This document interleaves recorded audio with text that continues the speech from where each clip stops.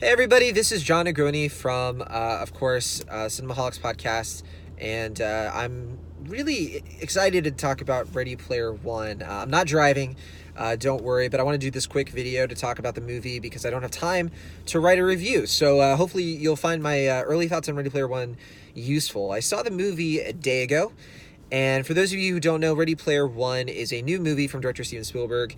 And he has directed, of course, one of the greatest films of the modern era. He basically defined the blockbuster.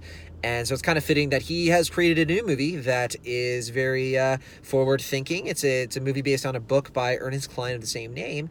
And it is a kind of a mashup of a lot of things that Spielberg himself created. The movie is about a future where we all live in virtual reality. The problems of the real world have only gotten worse. Imagine our current reality just gotten much worse, but everybody lives online. You know, everyone puts on these virtual reality headsets, and they kind of escape into this, cross cultural universe that is just huge. It's expansive, and the movie kind of takes you on a tour of what this place is, this oasis. And as the movie proceeds, after 15 minutes of pure exposition, that is not exaggerating, it is a lot of exposition. It is a lot of narration, voiceover, walking you through the rules of this world. As the movie does this, it sets up this idea of what would our lives be like if we lived in the internet all day. The setup is this young kid named Wade Watts. He's obsessed with the Oasis. He lives in Columbus, kind of lives in a rundown trailer that is like stacked with other trailers. Same concept as in the book. And this contest is announced a few years before the film starts, where the creator of the Oasis, James Halliday, something Halliday, I think it's James, he's the one who created it. He was kind of an introvert who grew up in the 80s. We do get to know this character a little bit more, but at the start of the movie, he is dead at this point, and he's been dead for a few years. And to pass on ownership of the Oasis, it is the thing that he created, Halliday creates this contest. And he says that he's hidden a golden egg somewhere in the Oasis, and whoever finds it, the first person who finds it, gets to run the Oasis. So think like our net neutrality, debates going on with the internet, kind of heightened for a blockbuster. That's kind of where we're at. You have people like Wade Watts who are obsessed with what Halliday was obsessed with in the 80s. He grew up in the 80s, right? So, the Oasis is inspired by a lot of things like 80s properties. And the movie doesn't explain this in too much detail, but there is like a cultural movement for people to like love the 80s because they want to win this contest. And so that kind of informs like why, it's 2045 when this movie takes place, and we're seeing, references to 80s stuff instead of, it is a little weird because in the book there aren't a lot of modern references to things. There's things like DeLoreans, and there's things like, like arcade games like Pac-Man. But in this movie, what Spielberg has done is he and his team have added like the Iron Giant, which is of course is a late 90s movie. He's added, characters from Overwatch show up. And it's interesting because like it kind of, it's a little weird. It's not like a nitpick even. Like, it didn't bug me, but it is kind of strange when, like, it's one of those things you think about more once the movie is over. That said, this contest is taking place, and, it is the epitome of, like, people evaluating each other based on how much knowledge you have, right? The king nerds kind of but they run the Oasis, and they're trying to know everything they can about minute details that nobody really cares about, including the viewers of this movie by and large. That said, this other organization called IOI is trying to win Halliday's contest. They're really doing it in the most corporate way possible. This movie does not leave to the imagination who the villains are. It's the corporatist, greedy IOI who, they hire people to play the game, to play Oasis, I should say, and to find the golden egg so that they can take control of the Oasis and just make it an advertising boon and all that stuff, stuff that you can imagine, and would, hence the net neutrality. So that's the basic setup of the movie. We follow Wade Watts as he kind of gets an interesting clue that might lead him to the golden egg before everyone else. And along the way, he and his friends embark on some crazy virtual reality adventures. This is a movie that is a mix of virtual reality, some impressive CGI effects to make the Oasis come to life, but it actually blends in seamlessly with the live action. At no point in the movie was I thinking to myself, I'd like to leave the Oasis. Nor during the live action scenes was I thinking to myself, I want to go back into the Oasis. None of that stuff happened. And that is kind of a testament to what I think is a pretty imaginative setting. I think it's brilliantly realized. I haven't really looked into the details of, who Spielberg brought on. I do know that he brought on Silvestri, the composer, instead of John Williams, because Williams was working on the post, which is kind of surprising because, Silvestri is not somebody that a lot of people accredit to very memorable scores, and I think that's kind of the same thing with Ready Player One. But as far as his DP, as far as a lot of the technical teams, everyone who did the VFX, I don't really know the details of that yet. Hopefully we'll have a more detailed discussion about that in the Cinemaholics podcast. But whoever did, I really do think that the movie is something that takes full advantage of blocking, of framing. Its chase scenes are gripping. Its action scenes in general are, they're what you want to see out of an action movie. Do they have any meaning, behind the frame? It's hard to say on one viewing. There was nothing about the movie that really struck me in a way that, from a filmmaker's perspective, that is particularly unique. It's very Spielberg. It's very what Spielberg has been known to do for a long time, which is, kind of coast a little bit off of a lot of his early success. And this is a guy who has, a lot of leeway to do that. After movies like Jurassic Park and E.T. and Jaws and many others, he's not somebody who's just as known for experimenting with blockbusters the way that he has a little bit more recently with movies like Bridge of Spies, which I greatly enjoyed, kind of going outside of his normal wheelhouse, unless, you count Schindler's List.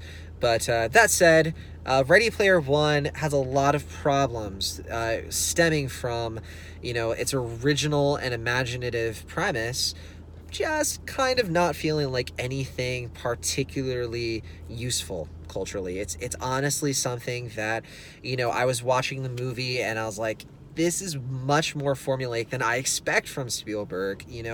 Nothing about the way the camera moves, nothing about the way that the characters interact. The story itself follows the book pretty closely, but it kind of removes certain things from the book that I think were a little bit stronger.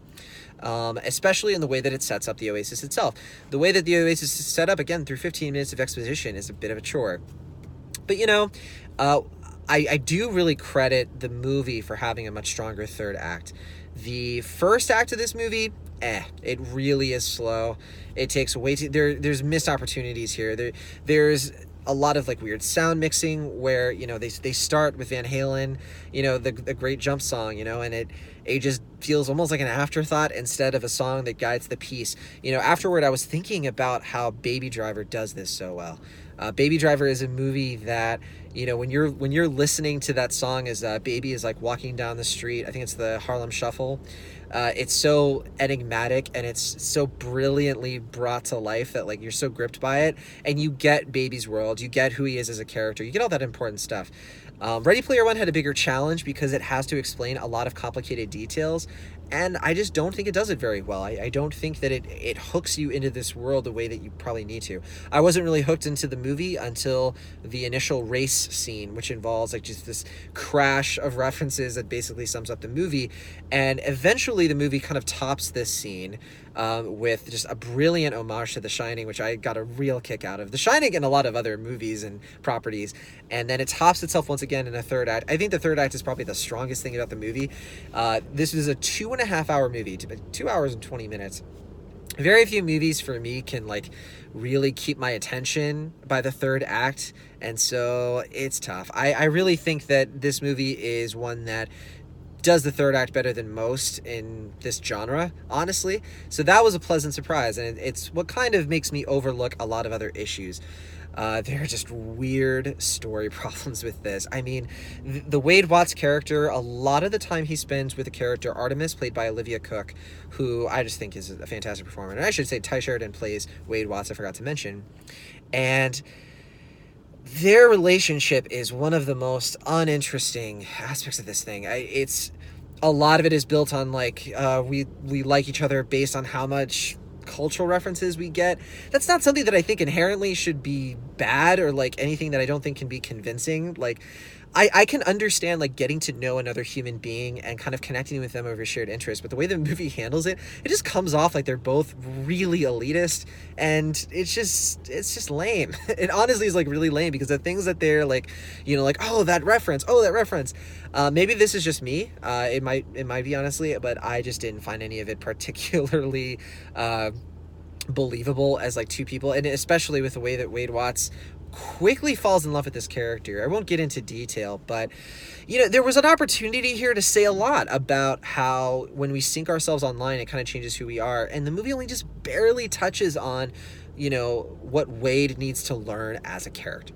There's something, for example, that happens at the very end of the movie, a decision that Wade makes, that I honestly think the movie just doesn't land, because it doesn't do enough legwork. It doesn't do enough setup to make us understand like conflict within Wade. First of all, it's just very like, it's very quick with it. It really is just a bunch of characters going from A to B, throwing out dialogue. A lot of the dialogue, by the way, is not particular. There's a scene where he's like, reality is real, or it's something along those lines, where I was rolling my eyes so much, and I was like, come on.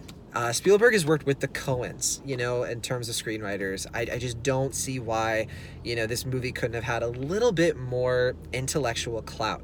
I'm not saying that it had to be this incredibly artful film, but it just kind of bugs me that something that could have taken our imaginations to just a totally new like place to reimagine what we think about the internet and how the internet shapes culture.